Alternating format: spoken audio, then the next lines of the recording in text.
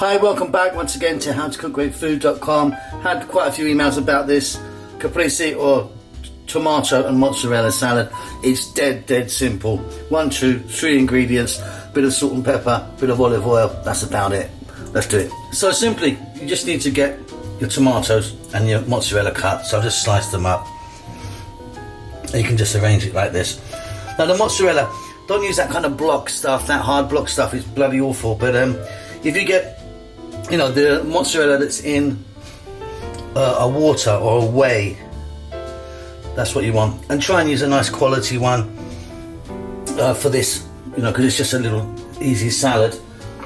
You're going to get a little bit of, again, quality olive oil if you can. A little touch of salt.